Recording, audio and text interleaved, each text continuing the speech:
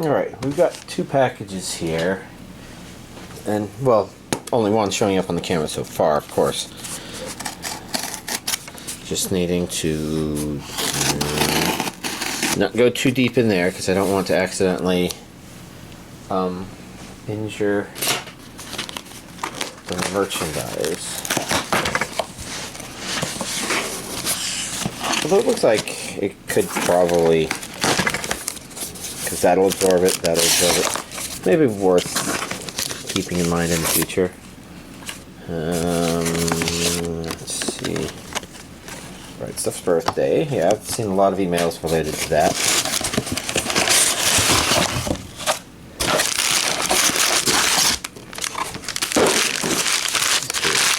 Doesn't feel like there's anything there, so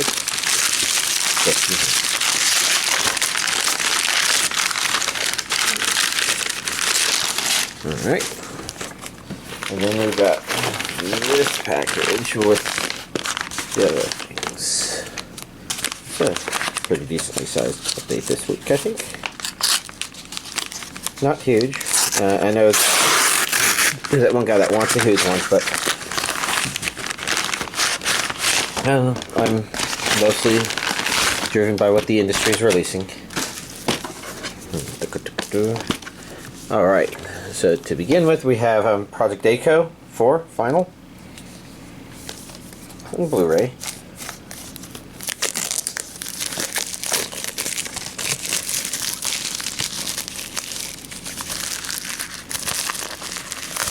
And of course, this is here because end of the month of June, you know, all that stuff showed up, and this is the Discotheque Eastern Star? Yeah, stuff. So let's see. That's in English. So there is an English dub. That says Region A only. That's a wedding dress. That's a very final sounding thing. I guess wedding dress on there too. Same underneath the cover. Although if you wanted to, you could reverse the cover.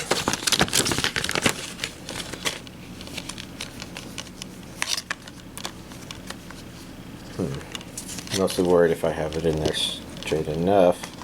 Because, you know, I'm probably not going to open it up again for a while.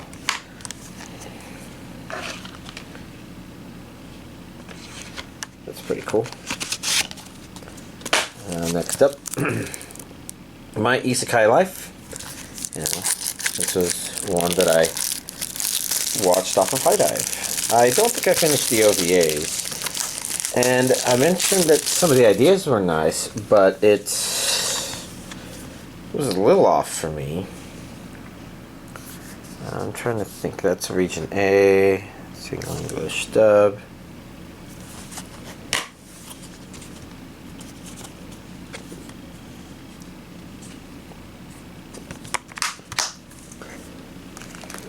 Next up, we have a Girlish Number, which the name sounds familiar, but I don't know if that's because I ever had it on DVD Blu-ray before.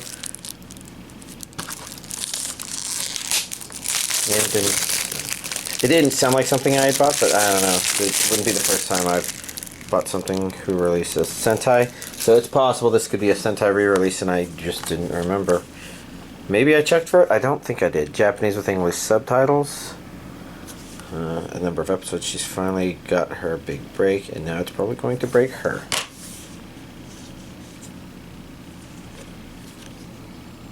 Yeah. You know, pretty cool. Next up, we have Medabots. This one is, you know, that's a 52 episodes in standard definition, but this one should be somewhere it says the original Japanese language first series. And makes sense. A lot of stuff, especially, I think Medabots was aimed at a younger audience, at least here in the States, and so, yeah, it's pretty common for them, especially around this time, to have been edited. So you can see it's Japanese with English subtitles only. Is that a Region A thing? I don't know. Different underneath the slipcover, which is good.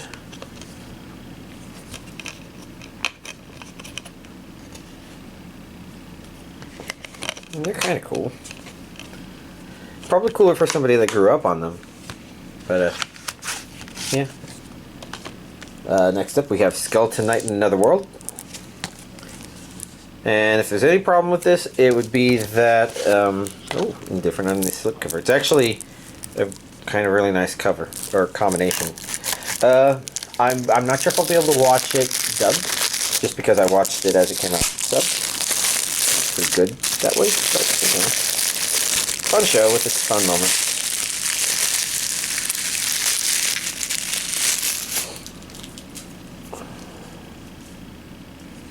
I'm trying to read the back because I do believe this is a Crunchyroll, in other words, former Funimation. So this is the way things are formatted. That says Blu-ray there. That says regions A and B right there. Okay. And yeah, all that text is just way too small. I'm not going to try to read it. Actually, it's pretty neat artwork. When you watch something on Crunchyroll, you know, I don't think you get a lot of the neat artwork. And like something like this might be like on the advertisement for it or something. I don't know. And this is definitely a very Blu-ray DVD box set sort of thing, and it's really cool. But the art on the inside is something else entirely. Mazinkaiser versus Great General of Darkness. It's a complete, not genre, but a grouping, bundle. It's its own thing. I just really don't know much about it other than mechas, I guess. It's English and Japanese. I see a region A. I can't even read that. That's an interesting font.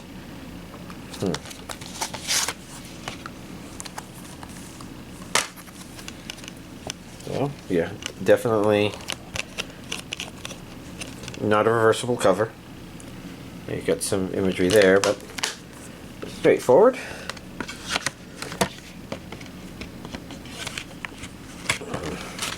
There we go.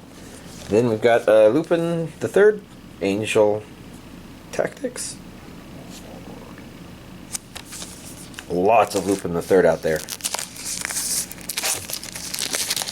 I mean, you think there's a lot of anime out there, and then you just have to take a look at all the Lupin the Third, and you're like, oh geez, I didn't even know there was that much Lupin the Third, let alone all that other anime. Region A, Japanese, with English subtitles only, from Heaven or Hell. These angels are after Lupin's blood. Ominous. And like so many other Lupin movies, there's a full version of the poster there. Pretty cool.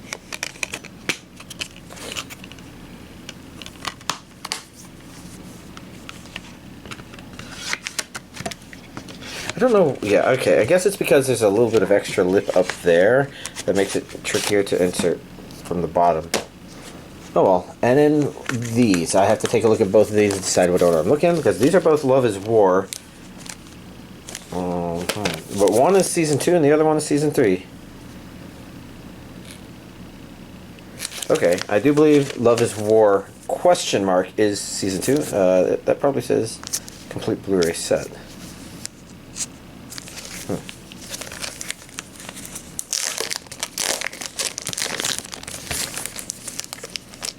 Well, first things first, we'll take this out.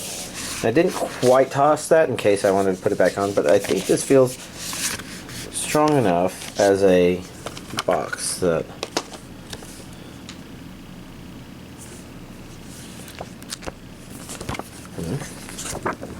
it felt like it jumped to the middle a little bit there. I guess it's because this is a book that's created by folding it in half.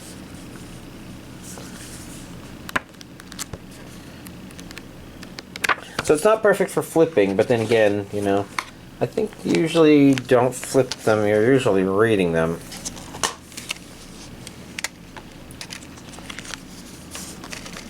These are stickers. They're actually kind of neat. They're tiny, but I don't know, there's something really neat about that.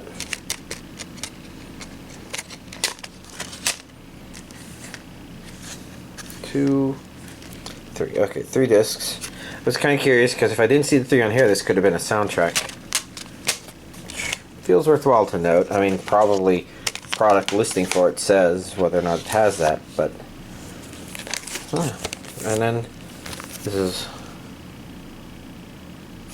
Love is War Ultra Romantic, which I do believe is season 3.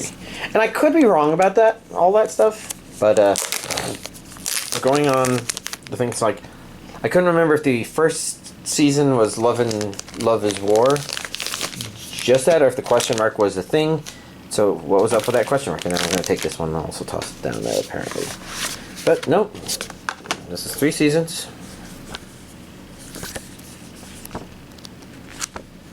Again, it wants to jump into the middle of it, same as the previous thing, but you know, there's nothing about that that's, I don't know. What is this?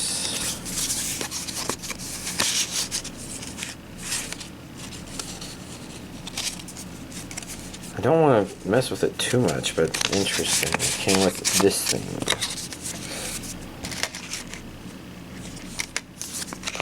I think I can put that back there. Once again, 3 discs. Can I see a 3 anywhere on here? That's a 3 right there. Yeah, there we go, 3 discs. Oh, there we go. Here's this week's anime. Are any of these even DVD? I guess this is this week's anime Blu-ray collection update. Alright, let's see. Yeah, I did start recording. I'm pretty sure I did, but oh gosh, you know, it's so easy to be so empty-minded. So, new stuff has started. The new season has started. Not everything that I'm going to start watching has actually had a chance, but let's see. And not everything I'm talking about is, of course, that, because some of it is previous season. So we've got Demon Slayer Swordsmith Village Arc, Season 3. Watch episodes 4 to 5. Again, my Friday friend, when he's away, I save it for something for us to watch when he comes back. And while he's not out this coming Friday, we might have other plans, and then the week after he might be out for the Friday, and so I might watch 3 entire episodes 3 weeks from today, or something like that. Or have 3 episodes to talk about. But of the 2 episodes I did see, actually entertaining stuff, I would say.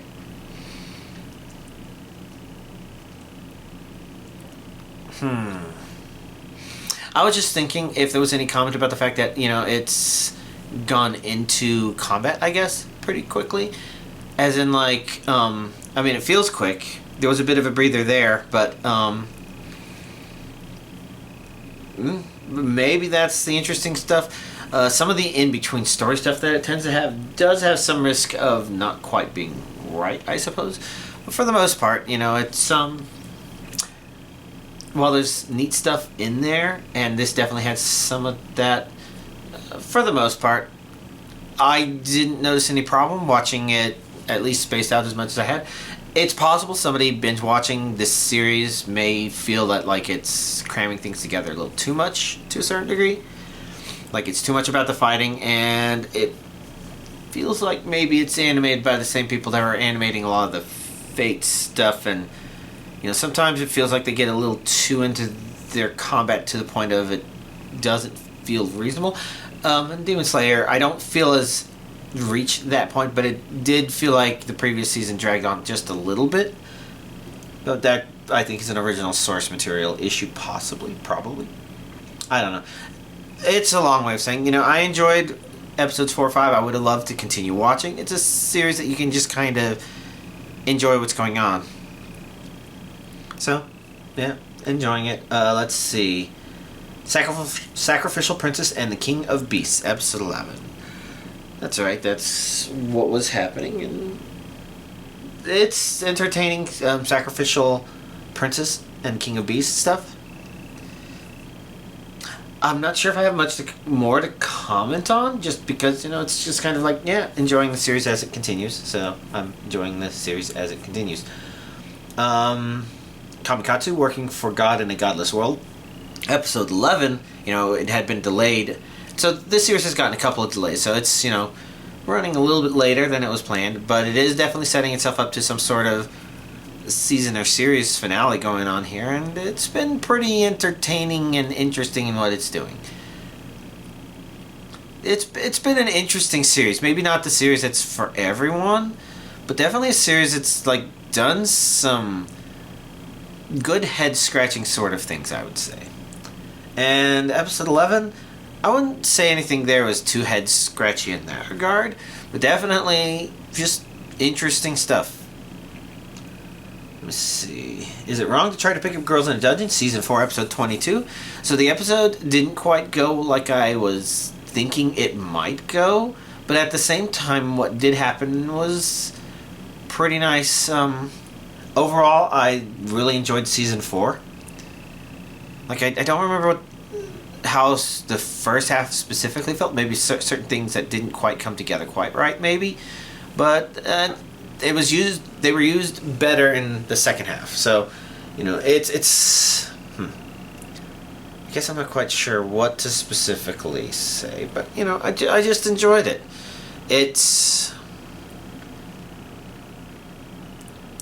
It'll definitely be interesting to see what happens in season 5, assuming there is a season 5, but I think it's worthwhile to have it if they are able to make it. Maybe they think differently, I don't know. You can hope for the best, but interesting. Dr. Stone, season 3, episode 11. Didn't realize it was kind of a break in the middle of the season sort of thing, where it said, the next episode will air later.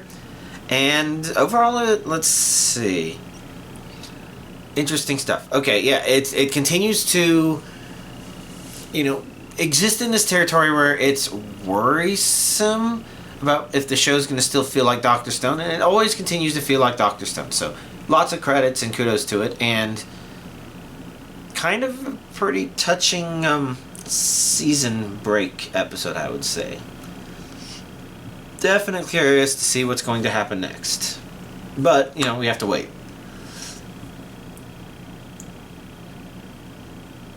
And I'm just trying to remember. I do have Rokudo's Bad Girls episode 12 on here, because I think I watched that this week and not last week. And most of the reason I've been watching is because I continue watching it versus other things. I was definitely a little bit curious where the story was going, and I can't help but feel like I talked about this last week. So let me go ahead and go to my notes over here and put some X's in front of it so I don't accidentally talk about it for a third week in a row, even though that's probably not going to happen. But in case this is the time, I enjoyed episode 12 and just kind of how Rokudo's Bad Girls ended, I guess. Or at least this season story arc. I'm pretty sure I talked about it because I mentioned that it did some things that are definitely feeling very series finishy, some touching things. It's just like, yeah, it's good. And I guess I couldn't remember if I had watched it this previous Friday or the Friday before. But yeah, congratulations. If I did, this is the second time I've talked about something that I already watched. Am I feeling like an old man yet? Let's see. Hell's Paradise, episode 13. So the thing that surprised me about this is it wasn't the end of the series. As in, from a storytelling perspective, I think that's for the best. Because it didn't feel like it was anywhere near done, but it didn't feel like there was another entire core, another 12 episodes or 13 episodes or something like that. So I guess I'm kind of curious what it's planning to do. It sounds like some people have been critical of the team that makes it, but for the most part, I think some of the people's descriptions, like the reviewers that were describing it, are kind of... I don't know. I can't help but feel like they're full of shit, because they're giving these scathing reviews on a website where it's actually scoring pretty well. And I thought, looking at it, watching it, I might be old and jaded, but I felt like, while there were plenty of cookie cutter characters kind of in there, it definitely had its focus on specific characters, and we were supposed to be more invested in some of them over others. And they didn't feel cookie cutter deep.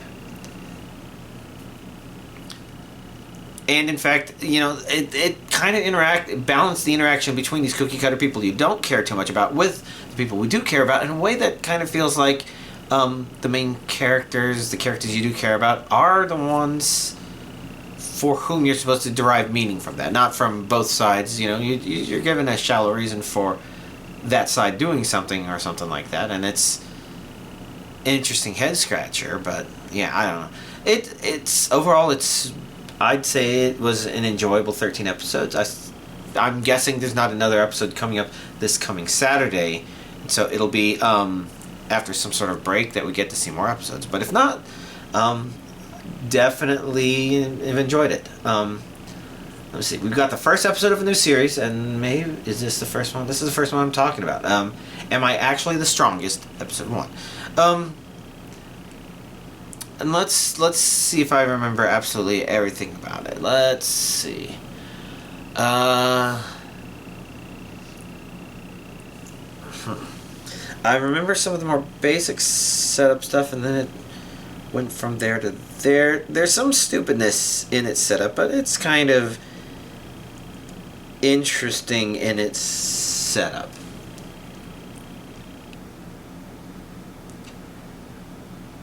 But what was happening near the end of the episode? Because where it's going to go as a series is tricky to tell. Yes, that's right. So that's how that happened at the beginning. What happened at the end? I don't know. So I guess there's some elements from in the way it started where it's just like you can kind of tell there's some things about it that's not being taken serious. It's playing around with stuff, and in that regard, it's fun. So I guess I'm curious where it's going to go from there. But always good that, you know, it's not some cookie cutter, you know, start to the show. It's like, okay, we're going to do this stuff differently, and, you know, interact the founding elements of the start of this reincarnation isekai are played around with in a fresh way, I would say. Let's see. There were a bunch of other potential first episodes to watch, but I ended up not watching them. I guess mostly because trying to get some time into Dead by Daylight, because, you know, there's the event and not a whole lot of time left with the tome, and I don't know, it needs some attention, and at the same time I'm yawning and talking, and I don't know if y'all can even understand me, sorry. So at the same time, you know, Tears of the Kingdom, I'm still playing it. I'm definitely really building up towards, okay, it's time for me to actually start addressing some of the bigger things in the game. You know, I was going on completing some of the side quests and upgrading some of the armor and things like that, and I'm like, okay, I've identified as a target. I want to fully upgrade the Fierce Deity set before I continue on, and okay, I finally got that. Now granted, I had to wait for another blood moon to get the parts from the places where I knew where to get certain parts, but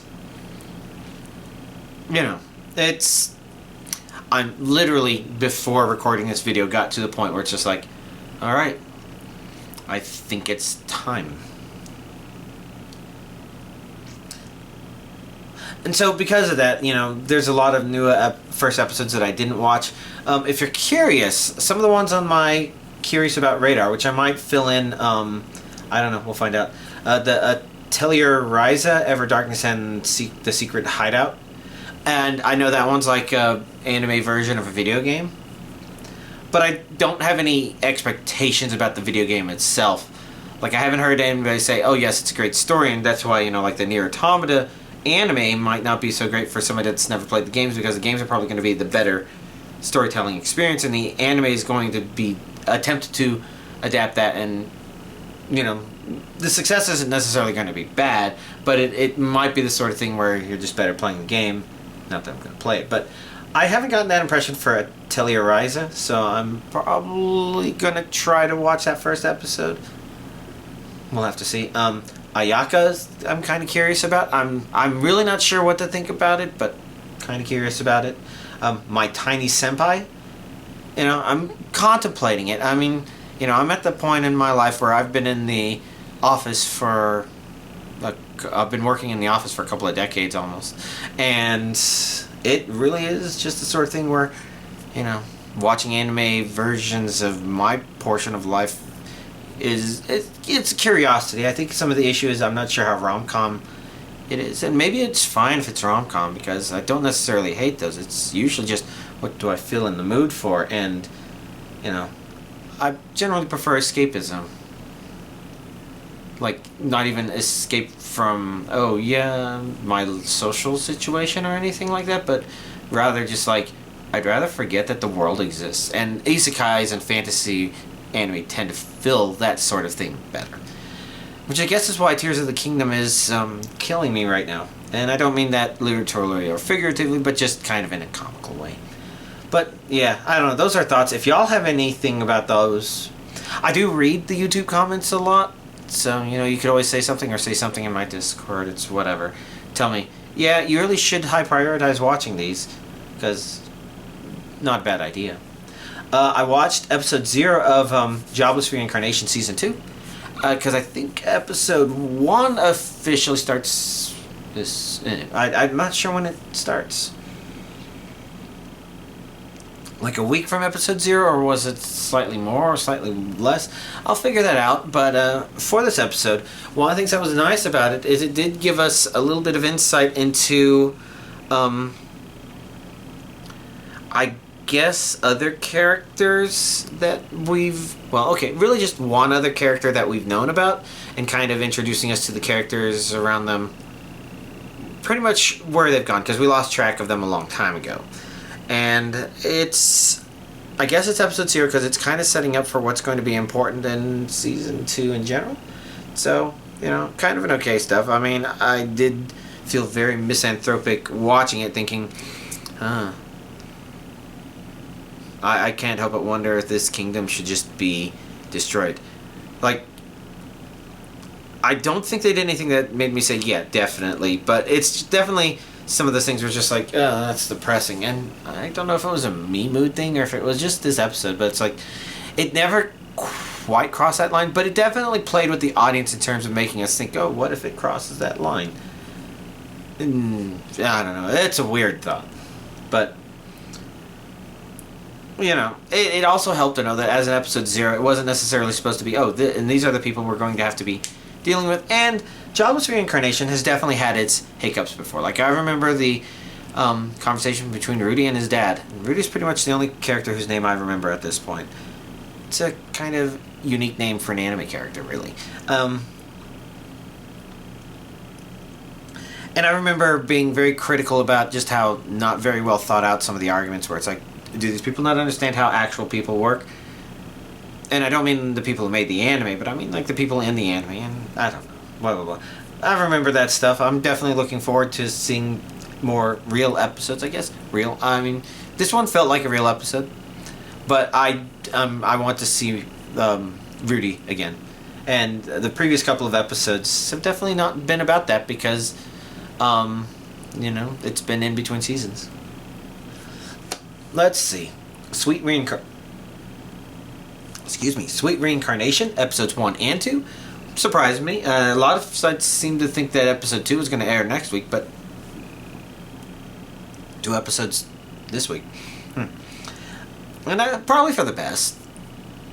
Like, again, another anime with a kind of fresh start where the way, especially the way our main character is interacting with the other people is refreshingly different. I use the word refreshing, and, you know, as someone that's watched a lot of stuff, I can't help but think that sometimes that refreshing feeling is what I want when I see an anime, and if it keeps doing something that I'm interested in, and I keep watching it.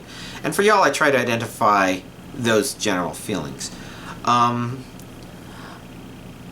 The general premise, it's really hard to tell. There's something about it that's interesting in motivation to see it go, but it's definitely not something that feels on the forefront. It feels like a sort of side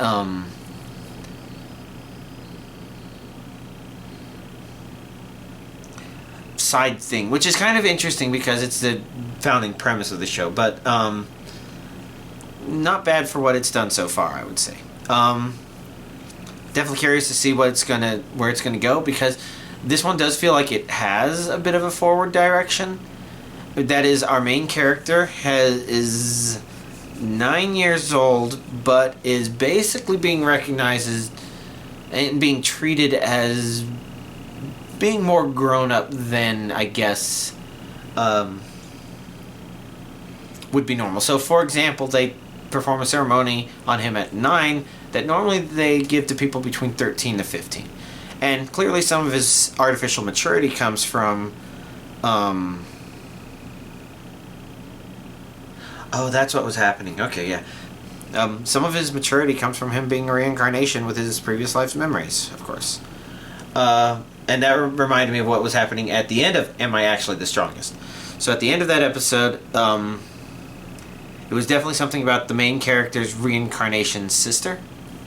Like, not a reincarnated sister, but he got reincarnated into a family that brought him up, basically. I don't know. That's complicated. But the family he grew up with, you know, the little sister apparently, or maybe the sister of the same age, apparently, didn't, you know, he thought she hated him.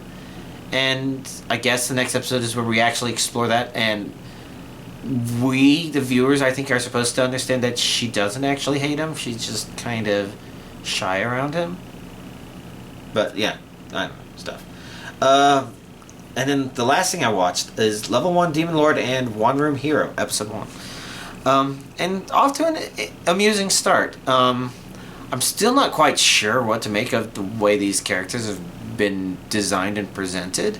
Not that it's in a bad way, but it's just kind of strange. Like, what are some of the things I can think of mentioning? Like, for example, the titular Demon Lord got resurrected, and I'm a little confused because they kind of implied that the Demon Lord might not have had a fully developed reproductive system organ, I guess, so to speak. But I had interpreted that as it wasn't very impressive, but maybe they meant to say that there was just nothing there. It's hard to say, because then it's really strange, because clearly he was very masculine when he was defeated, and the assistant is deliberately dressing them up in more female clothing. So I'm not quite sure what we, the viewer, are supposed to think of this character. It's definitely very strange, but it's whatever. It's just one of those interesting oddities. And let's see, the assistant, it's like, okay, this anime really likes to show some strange angles of her tight booty in that swimsuit thing, which may not entirely be a swimsuit. It could be a leotard, but I'm pretty sure it's supposed to be an outfit that's mostly a swimsuit, except she's wearing something up above. It's hard to say because it's really strange. Definitely curious about the closet. I figure we'll find out more about that later. The hero, kind of an interesting story. I'm not sure what to make of him as a character, but I think of that as mostly a good thing, because whether or not it made sense that he ended up where he is from where he came from, for the most part, I guess I'm just watching it, waiting to see what happens as it continues to build up, because it has set up the goal of, well, I think the basic premise of the series, which is the Demon Lord's like, yeah, gotta get you back in the shape because I want to fight you again, or something like that. I don't know if they explicitly say that. I definitely went in there with the impression that was the idea and feeling like that was the direction it was going. But I could be mistaken. Yeah. Oh well, let's see. My notes also include a couple of other series that are definitely on my radar that haven't had a chance to have their first episode yet. So I'm definitely curious about Helk. I think I've seen an advertisement for that. It's like, okay, that sounded pretty interesting. The Most Heretical Last Boss Queen from Villainous to Savior. I mean, I'm not sure if I'm going to watch it all the way, but I'm definitely going to at least start it. Because I've watched a number of those reincarnated as the villainous sorts of shows. And I'm definitely... I guess maybe it's not really that. It's resurrected into a or isekai'd into a otome game or story or something like that, and so I kind of want to at least give it a shot. It hasn't done anything to catch my attention other than, yeah, it'll probably be in Fantasy World, so it's on my radar. Is there anything else? I'm pretty sure there's other stuff. I know I got on my radar the stuff that's on High Dive, because I could see there what they said was coming up. You know, they have a different kind of scheduling plan from Crunchyroll, where Crunchyroll, you watch the new feed, and it's like, alright, this is new episodes of this, new episodes of this. So, for example, I know that there's the Reincarnated as a Vending Machine starts within the next week or two or something. And I do want to watch it, give it a shot. You know, it's a strange idea, but maybe it'll be fun even though it is strange. I don't know. And there could be other stuff. I don't know. But if y'all want to mention anything, you know, I'll probably at least read comments in passing, worst case, even if I don't comment. So, that's a whole lot of stuff. Beyond that, you know, 4th of July, for those of you that may not live in the States and might not have heard, it's a holiday here in the States that celebrates the founding of our country, basically. It's called Independence Day. Probably a good excuse to watch the movie Independence Day. The first one. I don't care about the second one as much. Or that much, I guess, might be better. It exists, it's whatever. The first one has some things about it that still... yeah, I appreciate some of the stuff it did. And one of the best speeches in a movie ever, I guess. With all that said, yeah, you know, we'll be celebrating. For me, it's just going to be simple hamburgers and chips, bread, rolls, whatever. And I'm not even a big fireworks guy, so I'm not going to do fireworks. But we tend to do fireworks here for it, so probably going to hear some outside. So it's a good thing I'm recording this today, the day before that happened. Alright. Anything else worth bringing up?